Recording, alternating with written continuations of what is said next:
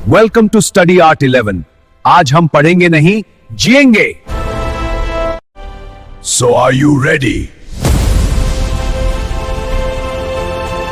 जब समाज में किसी कमजोर पर होता है अत्याचार, जब उसकी आवाज दबा दी जाती है, तब न्याय के लिए एक मजबूत कानून खड़ा होता है। भारत का संविधान हर नागरिक को देता है सम्मान और SC/ST एक्ट 99 देता है अत्याचार के खिलाफ सख्त सुरक्षा।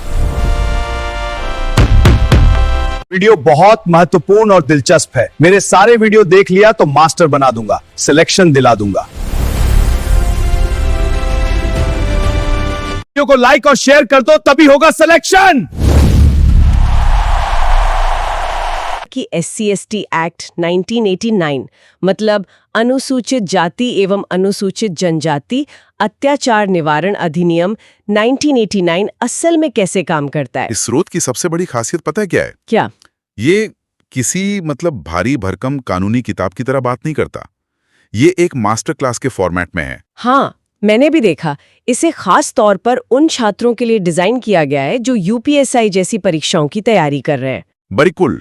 इस चर्चा का उद्देश्य यही है कि इस अधिनियम के 5 अध्यायों और 23 धाराओं के सबसे जरूरी हिस्सों को हम कवर करें। बिल्कुल।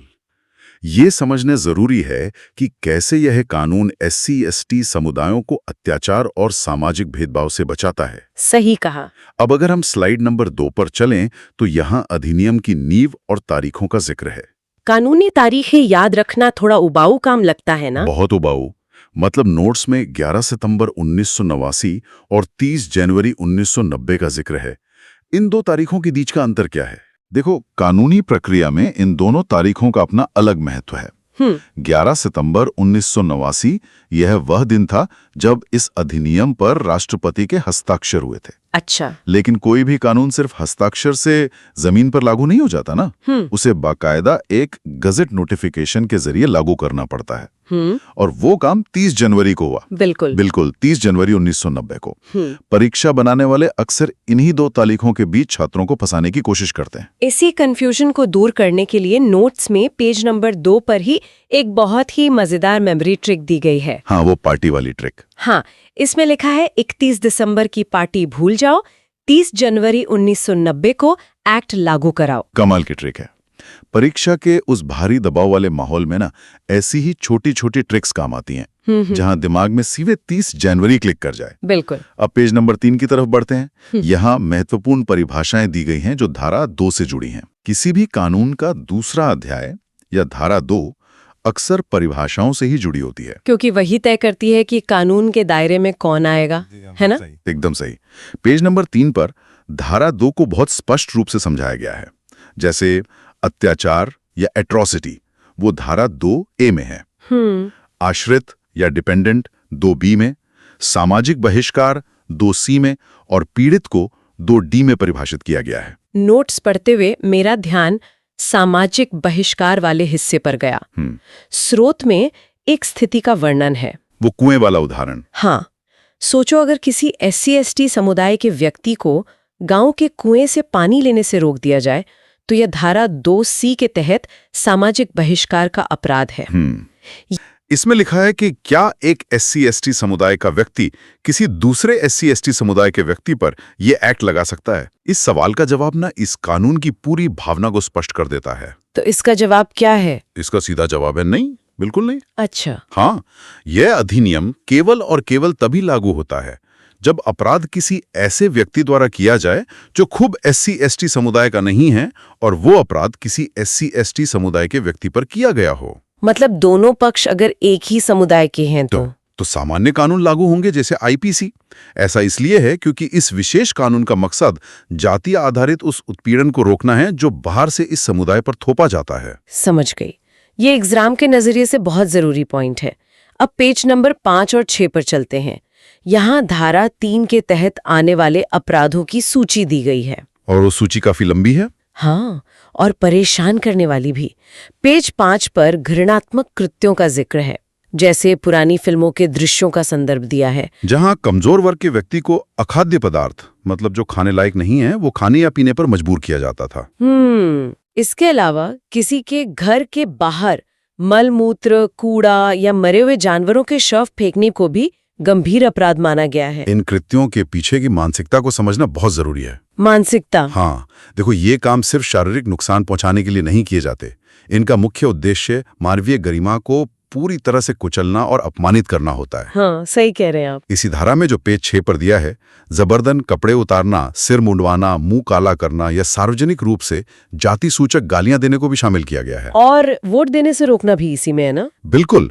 लोकतंत्र के नजरिए से देखें तो वोट देने से रोकना या चुनाव लड़ने से वंचित करना भी इसी अत्याचार की श्रेणी में आता है, क्योंकि ये सीधे तौर पर उनके राजनीतिक अधिकारों का हनन है। आप पेज नंबर 7 पर आते हैं। हाँ। यहाँ आर्थिक और शारीरिक शोषण के पहलू हैं। बेगार यानी बिना पैसे दिए जबरन मजदूरी कराने का जिक्र है। हाँ, और जमीन पर कब्जा करना भी इसी में आता है। महिलाओं की सुरक्षा को लेकर भी प्रावधान है।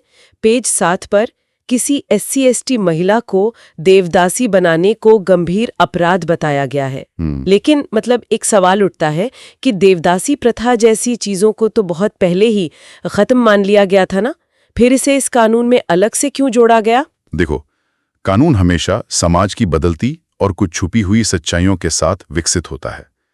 स्रोत इस बात पर खास जोर देता है कि 2015 में इस अधिनियम में एक बहुत ही महत्वपूर्ण संशोधन किया गया था। 2015 का संशोधन? हाँ, देवदासी प्रथा, सार्वजनिक स्थानों पर प्रवेश से रोकना और यहां तक कि चुनाव में मतदान के दौरान जबरदस्ती करने जैसे अपराधों को 2015 के संशोधन के बाद बहुत ही स्पष्ट रूप से सूची में जोड़ा गया। अच्छा, तो ये पहले से नहीं थे? नहीं। इसका कारण ये था कि कई बार अपराधी कानूनी भाषा की खामियों का फायदा उठाकर बच निकलते थे। इस संशोधन ने कानून के दायरे को इतना व्यापक बना दिया कि उत्पीड़न का कोई भी नया तरीका इस एक्ट की पकड़ से बाहर ना जा सके। बताती है।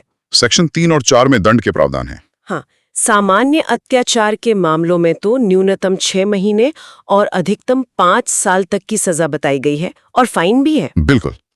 लेकिन पेज 8 पर ही एक जगह जिक्र है कि अगर झूठे सबूत पेश किए जाएं तो अपराधी को मृत्यु दंड तक दिया जा सकता है। ये प्रावधान किन परिस्थितियों में लागू होता है? मृत्युदंड का प्रावधान मतलब इस कानून की गंभीरता को चरम पर ले जाता है। ये तब लागू होता है जब कोई गैर SC/ST व्यक्ति जानबूझकर ऐसे झूठे सबूत गढ़ता है या पेश करता है जिनके आधार पर किसी निर्दोष SC/ST व्यक्ति को ऐसे अपराध में फंसा दिया जाए जिसमें फांसी की सजा हो सकती है। बाप रे। और अगर उन झूठे सबूतों की वजह से उस निर्दोष व्यक्ति को सच में फांसी दे दी जाती है तो कानून उस झूठे गवाह या साजिशकर्ता को भी मृत्युदंड की सजा देता है। तो उसे भी फांसी होगी? बिल्कुल। ये प्रावधान झूठे मुकदमों के जरिए होने वाले संस्थागत उत्पीड़न को रोकने के लिए रखा गया है। ये सच में रोंगटे खड़े कर देने वाला है। अब पेज नंबर 9 पर आते हैं। यहाँ एक और ट्रैप है, ट्रैप 3, जो संपत्ति के नुकसान से जुड़ा है। हाँ, नोट्स के मुताबिक अगर कोई व्यक्ति किसी SC/ST व्यक्ति की सामान्य संपत्ति जैसे उसकी मोटरसाइकिल जलाता है तो अधिकतम 7 साल की सजा है। लेकिन अगर जलाई गई जगह कोई मानव आवास है, मतलब जहां इंसान रहते हैं, तो सजा सीधे आजीवन कारावास यानी उम्र कैद में बदल जाती है। सजा में इतना बड़ा उछाल क्यों? देखो, न्यायशास्त्र में ना संपत्ति के नुकसान और जीवन के खतरे के बीच बहुत स्पष्ट रेखा खींची जाती है। कैसे? एक वाहन या खेत जलाना ये आर्थिक नुकसान है जिसके लिए 7 साल की सजा एक कड़ा दंड है। लेकिन एक मानव आवास को जलाना जहां लोग सो रहे हों या रह रहे हों, वो सिर्फ संपत्ति का नुकसान नहीं है। हाँ, वो तो जानलेवा है। सीधे उम्र कैद का प्रावधान करता है। बहुत ही लॉजिकल पॉइंट है। अब पेज नंबर 10 की तरफ बढ़ते हैं।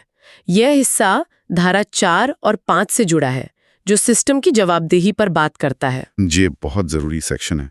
Neglect of duties by public servant. हाँ, अगर कोई लोक सेवक जो खुद SC/ST समुदाय से नहीं है अपनी ड्यूटी ठीक से नहीं करता, मान लीजिए कोई पीड़ित थाने जाता है और पुलिस अधिकारी उसकी FIR लिखने से मना कर देता है, तो इस कानून के तहत उस अधिकारी के खिलाफ क्या कार्रवाई हो सकती है? धारा 4 स्पष्ट रूप से कर्तव्यों की उपेक्षा से निपटती है।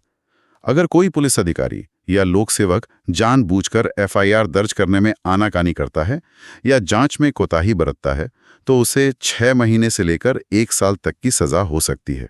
पुलिस वाले को भी सजा? बिल्कुल। ये प्रावधान इसलिए जरूरी था क्योंकि कई बार देखा गया कि कानून तो सख्त बन गया, लेकिन उसे लागू करने वाले निचले स्तर के अधिकारी अपनी जातिगत पूर्वाग्रहों के कारण पीड़ितों की मदद ही नहीं करते थे। और पेज 10 पर ही धारा 5 का भी जिक्र है।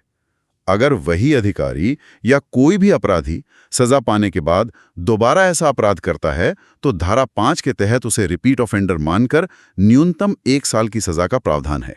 सिस्टम की यह जवाबदेही कानूनी प्रक्रिया को सच में मजबूत बनाती है। अब पेज नंबर 11 पर आते हैं।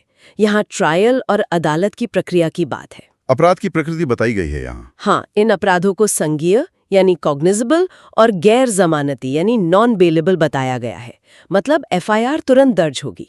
बिल्कुल। लेकिन यहाँ एक बहुत ही महत्वपूर्ण शर्त लिखी है। इस अधिनियम के तहत जांच कोई सामान्य पुलिस वाला नहीं कर सकता।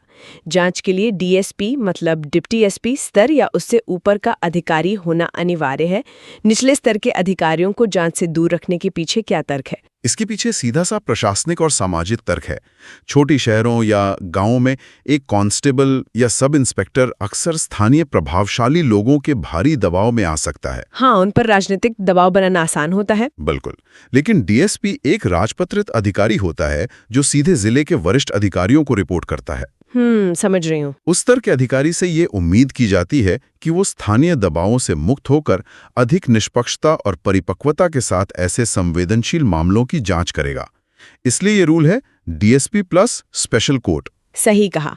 और ट्रायल में तेजी लाने के लिए इसी पेज पर विशेष न्यायालयों यानी स्पेशल कोर्ट्स का भी जिक्र है। धारा 14। हाँ, धारा 14 इसके तहत बताया गया है कि राज्य सरकार हाई कोर्ट के मुख्य न्यायाधीश की सलाह पर विशेष न्यायालय स्थापित करती है, जिन्हें 2 महीने के भीतर ट्रायल खत्म करना होता है। और यहीं पर नोट्स ने ट्रैप 2 को डिकोड किया है। हाँ, ट्रैप 2 विशेष न्यायालय बनाने का काम राज्य सरकार का है, लेकिन धारा 23 के तहत इस पूरे अधिनियम के नियम बनाने की शक्ति केंद्र सरकार के पास है।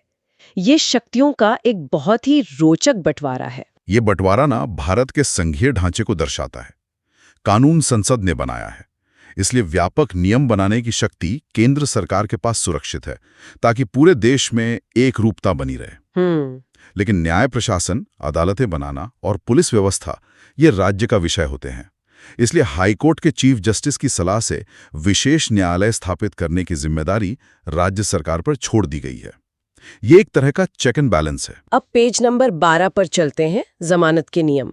धारा 18 के बारे में लिखा है कि इसमें अग्रिम जमानत यानी एंटीसिपेटरी बेल का प्रावधान बिल्कुल लागू नहीं होता। मतलब गिरफ्तारी से बचने का कोई पहले से रास्ता नहीं है। हाँ, और इसी पेज पर 2018 के सुभाष काशीनाथ महाजन केस और उसके बाद हुए संशोधन का बहुत विस्तार से विश्लेषण किया गया है। ये संशोधन इस कानून के इतिहास में एक बहुत बड़ा टर्निंग पॉइंट था। कैसे? देखो, सुभाष काशीनाथ महाजन बनाम महाराष्ट्र राज्य का मामला कानूनी और सामाजिक दोनों स्तरों पर बहुत महत्वपूर्ण रहा। उस वक्त सुप्रीम कोर्ट ने एक फैसला दिया था। क्या फैसला? कि इस एक्ट के तहत झूठे मामले दर्ज होने की संभावनाओं को देखते हुए सीधे एफआईआर और तुरंत गिरफ्तारी नहीं होनी चाहिए, बल्कि पहले एक प्रारंभिक जांच होनी चाहिए। अच्छा, तो इससे तो कानून कमजोर हो जाता। बिल्कुल। इस फैसले के बाद पूरे देश में भारी विरोध प्रदर्शन हुए। कई लोगों का मानना था कि इससे ये कानून पूरी तरह से शक्तिहीन हो जाएगा और पीड़ित बस थानों के चक्कर काटते रह जाएंगे। तो उस विरोध के बाद संसद ने क्या कदम उठाया? उस विरोध को देखते हुए संसद ने 2018 में अधिनियम में संशोधन किया और एक नई धारा 18A जोड़ दी। धारा 18A। हाँ, इस धारा ने सुप्रीम कोर्ट के उस फैसले को पलट दिया और कानून की पुरानी सख्ती को वापस बहाल कर दिया। धारा 18A स्पष्ट रूप से कहती है कि इस एक्ट के तहत एफआईआर दर्ज करने के लिए किसी भी प्रारंभिक जांच की कोई जरूरत नहीं है और पुलिस को आरोपी की तुरंत गिरफ्तारी करने का पूरा अधिकार है। अग्रिम जमानत पर रोक भी जस की तस बरकरार रखी गई। ये बहुत ही पावरफुल पॉइंट है। अब पेज नंबर 13 पर आते हैं। पीड़ितों की सुरक्षा के लिए इस एक्ट में जो अधिकार दिए गए हैं। धारा 15A विक्टिम और विटनेस राइट्स। हाँ, ये धारा गवाहों और पीड़ितों की सुरक्षा, यात्रा खर्च, मुआवजा, कानूनी सहायता और पुनर्वास का अधिकार देती है। बिल्कुल। लेकिन इसमें एक बहुत ही दिलचस्प शर्त यह है कि पीड़ित की तरफ से अदालत में केस लड़ने वाले विशेष लोक अभियोजक यानी स्पेशल पब्लिक प्रोसिक्यूटर, उनके पास कम से कम 7 साल का वकालत का अनुभव होना अनिवार्य है। ये 7 साल की अनुभव वाली शर्त इसलिए रखी गई है ताकि अदालत में पीड़ित का पक्ष कोई नौसिखिया वकील न रखें। मतलब कोई ऐसा वैसा वकील ना हो। हाँ, जब सामने वाले प्रभावशाली आरोपी बड़े और महंगे वकीलों की फौज खड़ी करते हैं तो राज्य की यह जिम्मेदारी बनती है कि वह पीड़ित को एक अनुभवी और मजबूत वकील दे जो कानूनी दांवपेच को समझता हो, जो अदालत में मजबूती से खड़ा हो सके। एकदम। अगला वीडियो चाहिए तो नीचे कमेंट करके बताओ, तभी लेकर आऊंगा। वीडियो को लाइक और शेयर कर दो, तभी होगा सिलेक्शन। अभी इसी वक्त चैनल को सब्सक्राइब कर लो, तभी मिलेगा पूरा BNS सीरीज।